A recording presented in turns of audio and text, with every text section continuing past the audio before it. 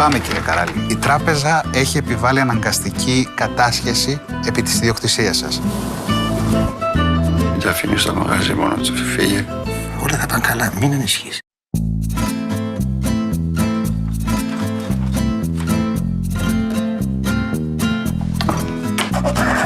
Τι παραφέτη είναι αυτό που έφτιαξες?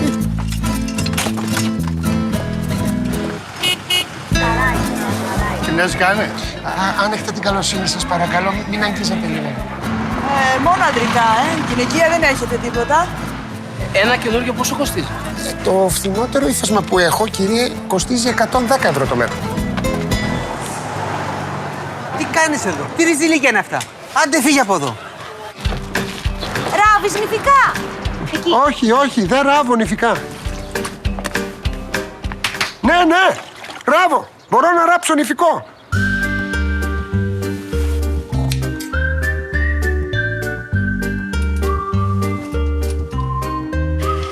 Θέλω να μάθω να ράβω καλά. Να μάθω τα γυναικεία γούστα. Με έχεις κάνει ρεντίκολο. Φυκάνει για τις μοδίστρες. Εμείς είμαστε ράφτες. Τέλειο!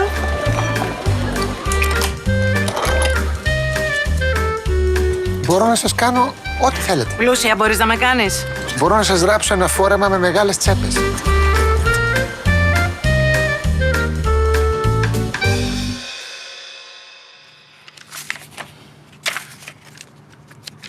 Νίκο. Welcome to the 15th annual Los Angeles Greek Film Festival panel and Q&A series. My name is Laurel Yanalos, and I am the events coordinator. It's always exciting to see and talk to the film creators directly, find out about their inspiration and what drives them. In this session, we are meeting with Sonia Lisa Kenterman, the director of Tailor. But before we get to that, let me remind you that this is a live webinar, and we are able to ask questions, which we hope to get answered at the second half of this event. Simply type in your questions in the Q&A section at the bottom of the screen. For those of you joining us live on Facebook, if you would like to be part of this conversation, you can join us through the register button found under the Tailor Q&A event in the events tab on the lagff.org website. When you register, you will automatically receive the Zoom link. And with that, it is my pleasure to introduce Aris Kathopodis, the LAGFF Artistic Director, who will lead the discussion with Sonia. Hello, Ari. Hello, Laurel. Thank you for the introduction, and I'm so glad we have this opportunity to have the discussion with Sonia Lisa Kenterman. That is not Sonia is not a strange person to LAGFF, and Sonia has been with us ever since 2015 with the memorable Nicoletta short, and then 2016 with her Lefko Sedoni or White Seeds, and of course now with her first feature film Raftis, the Tailor. Welcome, Sonia. Welcome to LAGFF. It's very happy to be back, even though through Zoom. And thank you for hosting me in the film. You're very welcome.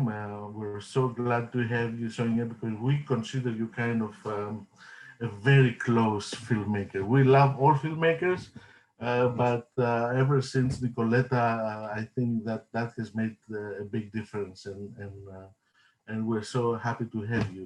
You come from a varied background. You're Greek, you're Greek German Greek, and you studied in Athens, Pantheon, and you got a master's from London. You've been everywhere. How has that informed your career? How has all these different experiences made you what you are? Well, regarding being half Greek and half German, sometimes I feel that, or that's what I say to myself, that the Germans have the discipline and the rules and the strategies, and Greeks have the myths.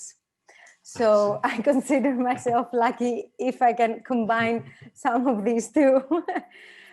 But since you're mentioning Los Angeles, I have a huge family in LA, and I think the LA Greek American community and the origins of my family, that part is a bit more powerful or strong in me than the German part. I see. Yeah. But anyhow, and I did study it in London, and I think out of all the things I've done in life so far, or the places I've been, London has definitely shaped me in a sense that it's such a progressive and non-patriarchal society that was a big swing and change in my life. So it totally broadened my horizon. Fantastic. Great. Thank you. Thank you so much, Sonia, for this background. I could say about that I'm starting to, even though you only have two short films and one feature film, I'm starting to decipher a Sonia signature, if you wish, in your films. I see that your films have to do a lot with change, and how do people adapt to change? What happens to them?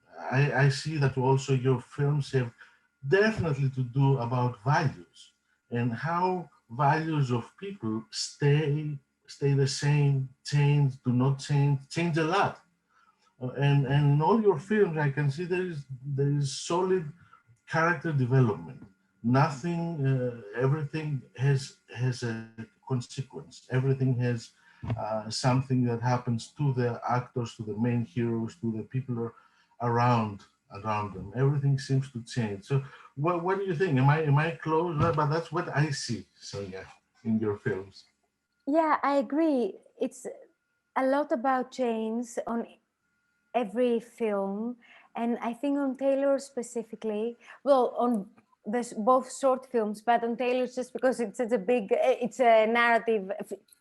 Sorry, it's a feature-length narrative, so it has more time to evolve. I think in all three films we see a hero, the main protagonist, being introduced in a specific environment and in a very set life and strong background, and they have to kind of take their faith in their own hands and find a way to change, as you said, and to evolve. And they have to go through a personal and also practical journey in order to do that. And especially in Tailor, it has a lot to do about change, because that's the main subject of the film, is the ability to change and evolve and reinvent yourself even in your 50s, and to take life in your own hands. And great, and very clearly another attitude that has stuck with me has been that your heroes, wherever they are, either Nicoletta with her brother going up in the mountains to do her task, uh, or Raftis, they all have another common thing. They stand with their heads up, ψηλά το κεφάλι. They have this innate value of not caring about the consequences, as long as they feel the pride in them, and they feel what their inner self is pushing them to do. Yeah, I think it's because I absolutely agree, and because for especially the hero, the small boy Nicoletta, and for the big boy, older boy in Tailor, it is a coming of age story, even if for the Tailor is an old age story.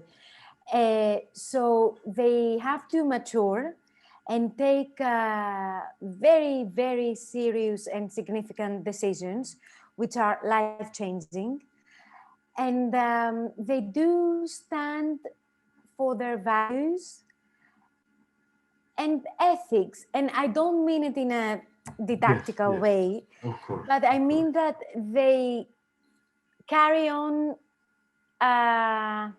even though they change and they evolve, they carry on being faithful to their values, so they don't crack in a sense. To the core values that Yes. exist no matter what the circumstances may be. Yeah. Very, very good. And another key element I could see, of course, is you like to use a lot of juxtapositioning. You always put the complicated with the simple. You put the new with the old in the same frame. Of course, with Raftis in Tailor, it's very obvious. You're juxtaposing the fashionable with the classic, the automobiles with the cart. You see that very clearly in that, and the manual with the automated, the craft with the ready-made industry, the valuable with the inexpensive and cheap, the vulgar and versus the classic opportunity, and of course the subtle versus the obvious. There's a lot of subtle features in your film, and I'm glad because you managed to pull all of this and it works. Yeah, well, in Tailor specifically, it has a lot to do about, because this man has been living under the shadow of his father for all his life. And of course, he has chosen or has been forced to choose the profession of his father, which goes back generation after generation. So in order for him to change and take life in his hands and be able to find his niche in tailoring, he has to somehow combine, of course, all the technique he knows from his father, so tradition, but at the same time go out in the real world now and face the reality and difficulties which are completely changed from his father's era, and be able to adapt to the modern world, even though he does it in his own way. Yes. I love that. I love. Go ahead. So yeah, it's always between. It's almost like a dilemma, I feel, for the central hero, between tradition and modernity, let's say. And I love that Imelos, Dimitris Imelos, the actor who is playing the Tailor, is having his own revolution, his own quiet revolution, all right? And the most that he gets out is, yes, I'm sewing, father. He says that twice, and that's the extent of his open revolution, but still works. It still works. Yeah. His father eventually understands him and approves him in a very moving moment there. Yeah, I think that for him, his father being hospitalized and the bank threatening to repossess the shop becomes his personal liberation, because then he finds his, he has all this burden on his shoulder all of a sudden for the first time ever, but that gives him the push and the courage to go out in the world and find his own ways. So perhaps he would have been stuck in this microcosm and his very autistic lifestyle, yes, unless his father was actually, hospitalized. Gave him an opportunity there to get his own. In a sense, yes, because he discovered something about himself that he didn't really know, because his father would never allow him. He always had crazy ideas about showing completely different things, and his father always was objecting. So when he's a bit pushed aside, he realizes that he was more like born to be, I don't know, the new Alexander McQueen kind of. Yes, yeah, great. Talking about Imelos and the actor, and he is a Raftis. He's a tailor, and I kind of believe him. I kind of believe that he is one. He is a tailor. What process did Dimitri go through to be such for me to say, okay, I want to find him and he must make my own suit one of these days. So what process did you and Dimitri go through to make this happen like this? So we started working together and learning the craft and also all the details about the tailoring world in Athens nowadays, way before the shooting started. So we were very lucky in that sense because we had months ahead of preparation. And so one of the while writing the script, I had already met a very important and the biggest owner of a fabric shop, which is only for men's clothes. So he has been very, very helpful, and he has been giving me advice and introducing me to this world. And then I also, with Dimitris, we met 3 different tailors in Athens. And we spent a lot of time talking with them, trying to find who is still sewing clothes in Greece and for what occasions and how the crisis has influenced them. But then Dimitris spent about 2 months being taught how to sew by these tailors. So he had learned pretty much all the basics. And he's very, the good thing about, not the good thing, one of the great things about Dimitris is that he really loves when he's given the chance to play a craftsman. So, and I've seen him in the theater as a fisherman, playing the barber and other such professions. So he likes that very much, and he likes having to use a lot of tools. He told me that this makes him adapt and get into a world very easily. So another thing we did together with Dimitris is that we spent a lot of hours walking around the center of Athens and just thinking of in which exactly street would the tailoring shop be. So how would he be living in this silent world in the attic when the outside world is very hectic in Athens, in the center, because all that happens in the center of Athens. And then we spend also a lot of time walking around and thinking, okay, so how would his reality, everyday life be? Where would he walk? How would he do things? So, yeah. I see. Great, because I have a question from the audience from Los Angeles, actually, saying that there is a strong feeling that this story is an homage to a world that's disappearing in the old Greece, and you care to. It's beautiful, okay, but it is disappearing.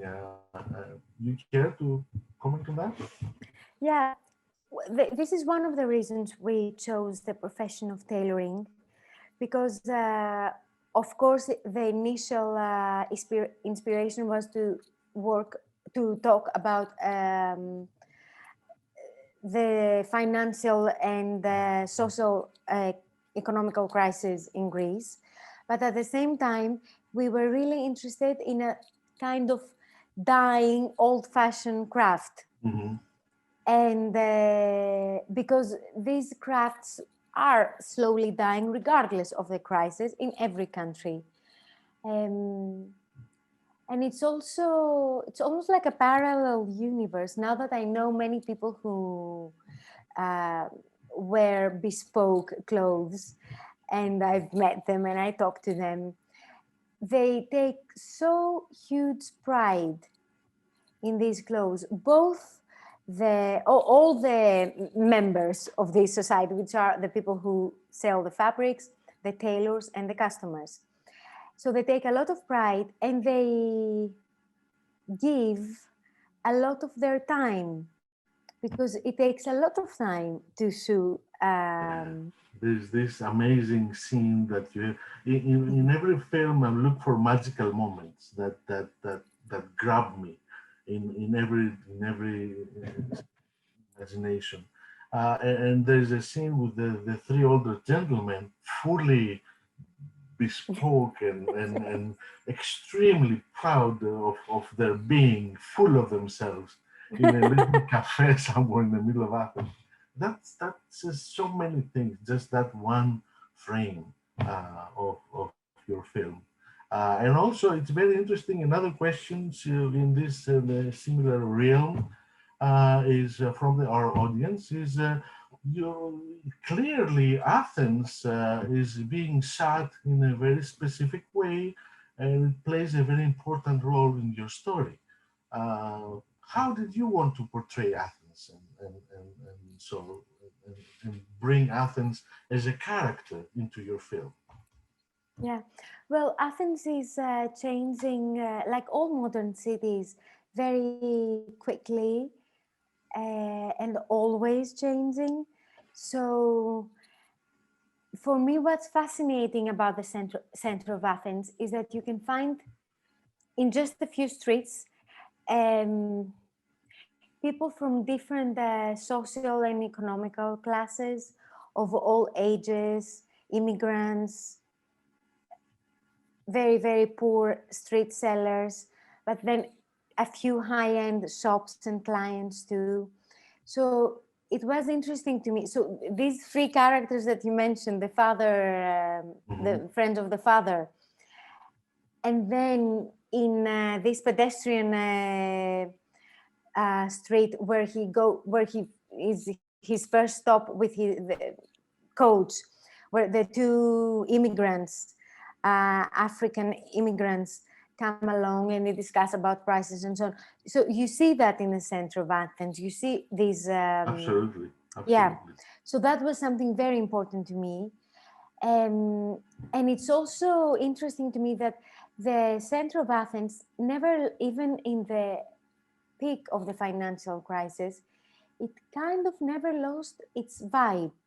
At the same time, though, there were so many little independent shops that closed down, which is terrifying and catastrophical.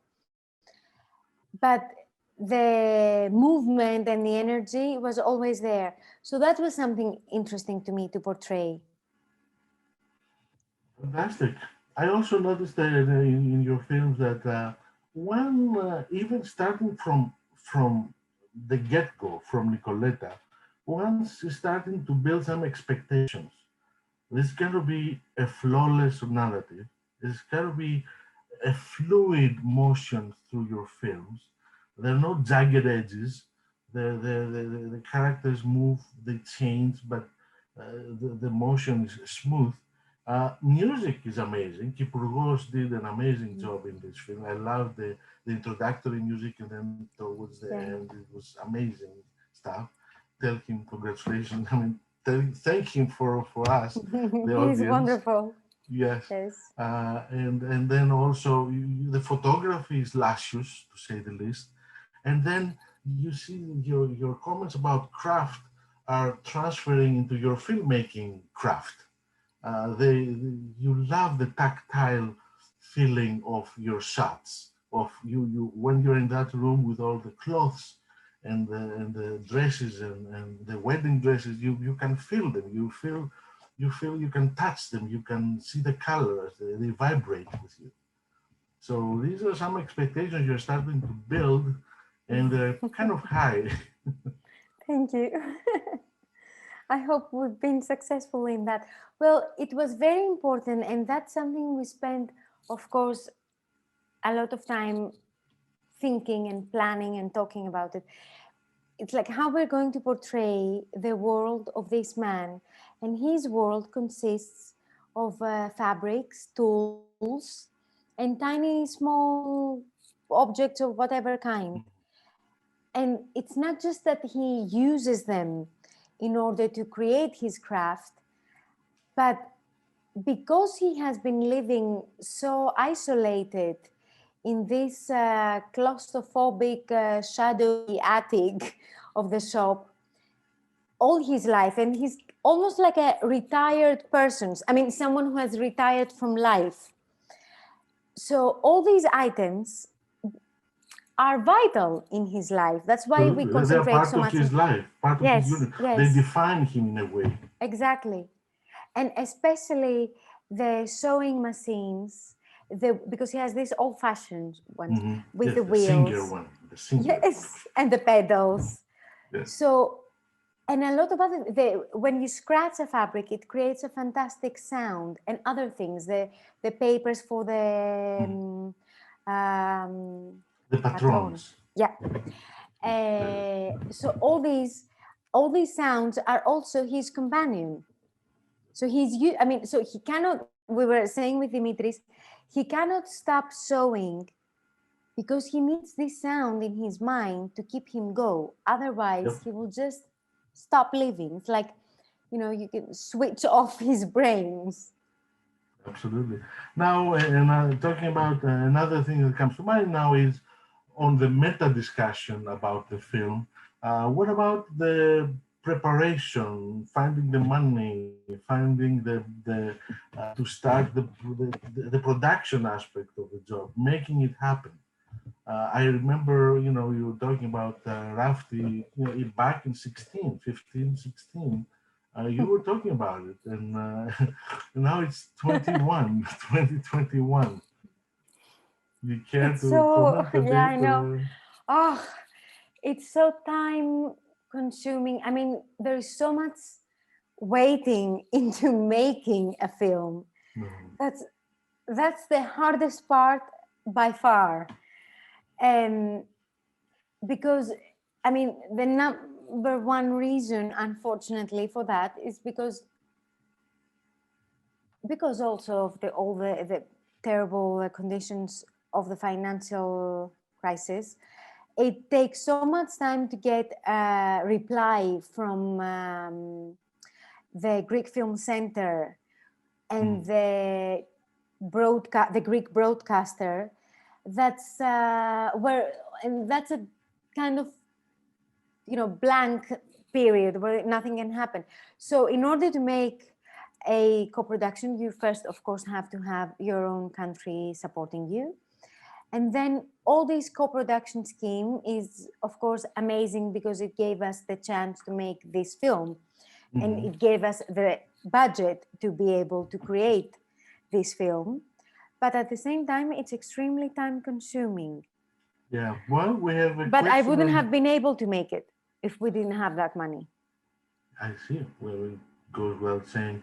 We have a question relevant to this from Nicolas Fragas from Chicago area. And he's congratulating you, and he's also asking if you're willing to share info about your screenplay's journey. How long did it take to reach the draft, and this, and changes, revisions? How, you care to give us the odyssey of that screenplay? It is an odyssey indeed. Well, we started with Tracy Sunderland, She who gets is a American. full screenwriting credit. Yes, we wrote it together, of course. Yeah, yeah. And she's American. We've been writing together for many years, and we were schoolmates at the London Film School. So we know each other quite well. That's where the connection is. That's where the connection. Yes. Great. So we started from scratch together. So I had a very initial idea, and I suggested to her write this feature film together. And the writing process is extremely long, I think, especially for a first feature, because you write a draft, which takes a lot of time. I mean, it takes a lot of time to come up with a very valid, solid treatment in order to move on to the draft. And then there are so many revisions that we did. And in some parts, fundamental changes. So that's why I think it took us a lot of time to write it. But at the same time, because getting the funds together and initially prior to that, finding a producer took so much time that we did spend huge chunks of time of just saying, okay, let's just leave it for now and we'll see how it goes, and then we'll start writing again and so on. But I must say that now that we've been writing the second feature film, the script that's going to be my second feature film, we've done a very different process, which is much faster. But I think it has to do with experience. And there is nothing to prepare you in the world from moving from a short film to a feature film. And partially the big obstacles is how you're going to complete this first feature film script. I see. But then life does not stand still, because you're already working on Athens to Dresden, or Dresden to Athens, something like that? Athens, Dresden, yeah. Athens, Dresden. Great, which brings you back to where is this the origins story of Sonia? I was not born in Dresden, so Okay. no, it has to do a lot with Germany. So Yes, the initial inspiration was, of course, some family events that I have discovered relatively πρόσφατα. Recently, yes, sorry. yeah. So yeah, it does. This second story does touches on some more family issues. But then, of course, when Tracy and I start working together, everything changes. And because she brings her own world and her own experiences. So I think I feel that the scripts evolve a lot because we are two people writing. Great. Well, I cannot wait to be looking at the trailer of your new film. But before we get to that, I hear the Greek summer cinemas, open theaters are opening up now. Just a couple of days ago, and I hear great news for your film. It's opening up on June 3rd for all the friends that listen to us from Greece, right? Yes. So it's going out in the open air cinemas 3rd of June, and it's going to be out in 19 cinemas in Athens. Great, that's wide release for Yes, it is wide release. I mean, definitely. And also at the same time, it's going to be out in Thessaloniki and Karditsa and Agrinio. But then later on, I think a month later, it's going to start screening all over Greece. Great. Well, the only thing I can tell you is best of luck, and thank you. Congratulations for your film, and thank you for being here with us to share some of your inner thoughts and inspiration and aspirations on this film. We're always going to be looking forward to see your films, Sonia, and good luck with the continuation and the success, the commercial success of the film, and all this, and the addition to all the awards you've been getting so far. So again, thank you for being here with us. Thank you for inviting me. Great. Laurel, I think it's time to have back to you. Thank you so much, Sonia and Ari, for taking the time to be here with us today. A special thank you to our sponsors and to all of you joining us today. And thank you for your support of Greeks in Entertainment. Before we log off, make sure you are registered for the other panels and Q&As we have scheduled for the next week. An hour from now, about at noon Pacific Standard Time, we are having a workshop with Karina Tautu on Braving Professionalism, a new approach to equity in the workplace. Tomorrow at 11 a.m. Pacific Standard Time, the Man of God Q&A with cast and crew with the one and only Mickey Rourke will be tomorrow. And you can watch the first ever US screening tonight exclusively at LAGFF at 7 p.m. Pacific Standard Time. And tomorrow, another showing at 6 p.m. Pacific Standard Time. You will find the complete schedule on all LAGFF events at lagff.org under events. And make sure you're following us on Instagram and Facebook for the latest updates. Until an hour from now, bye for now.